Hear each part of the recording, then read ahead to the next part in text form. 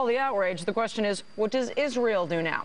Here now is the Consul General of Israel in New York. He's Ambassador Ido Aharoni. Ambassador, thanks so much for joining us tonight. Thank you for having me, Michelle. What are Israel's options right now? Are we at a moment where we might actually see Israel defy the United States? Well, I think that ultimately it's clear that in the conversation about Iran, Israel and the United States are clearly on the same side. We both agree that the issue at hand is the prevention of Iran's nuclear program rather than its containment. So at the end of the day, Israel and the United States have worked closely, will continue to work closely on this issue together with the international community. We do have our opinion about the interim agreement that was signed 4 days ago. We think that this agreement is insufficient simply because of the fact it does not address the core issue of Iran's motivation of the very nature of this regime.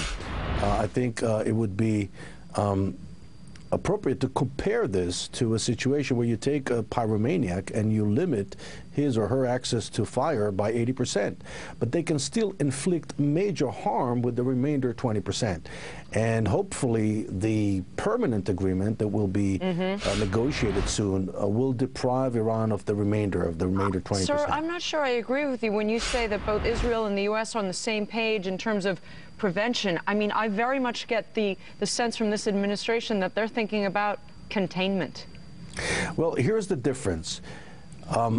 We believe that preventing Iran from making one bomb or enriching enough uranium to produce one bomb is not enough. We believe that what needs to be done is for the entire international community to recognize that the problem is the very capability of Iran to enrich uranium, albeit at a lower level. This is what the interim agreement does. The interim agreement is allowing Iran, by the way, something that the international community did not allow Iran, is allowing Iran to enrich uranium at a lower level. We believe that the problem is not whether Iran will have enough uranium to produce one bomb. The problem is the very capability, the very technology that allows them to enrich uranium. It doesn't matter which level. See, I think you're actually making my point, but okay, let's move on. I want to ask you something else. We know that President Obama and Prime Minister Netanyahu spoke on the phone on Sunday. The president said the U.S. and Israel will stay in close contact on the issue. But here's what Israel had to say about the phone call.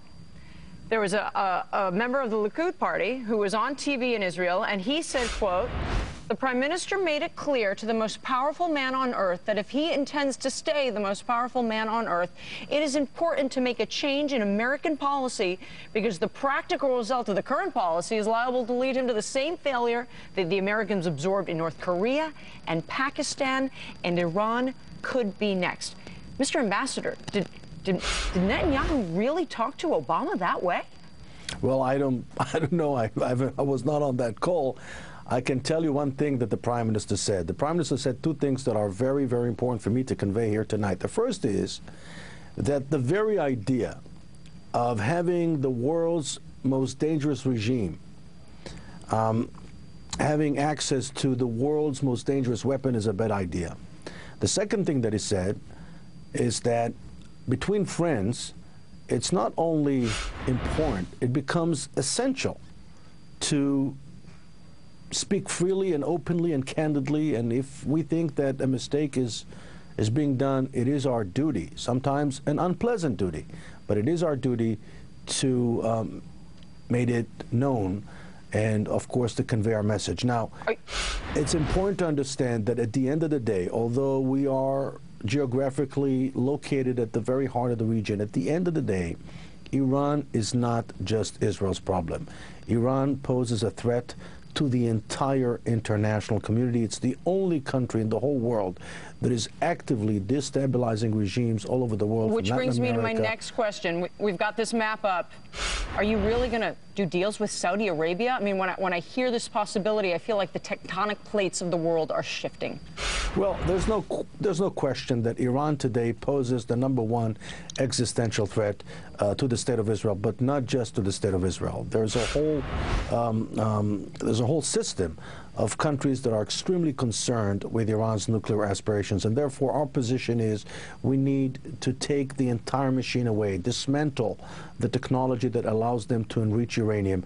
That's what we need to do as a community. And that sounds like a yes when it comes to the situation with Saudi Arabia.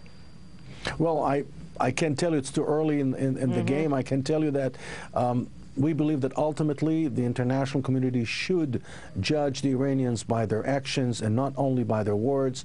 We will know within the next 6 months whether this Iranian regime is serious about changing its very nature, because that is the real question at hand. That's it's not about true. one bomb, it's about the very nature of this regime. What is it that they stand for? Mr. Ambassador, thanks so much for joining us tonight. We really appreciate it. Thank you for having me. All right, that's it for tonight's show. Thanks so much for watching.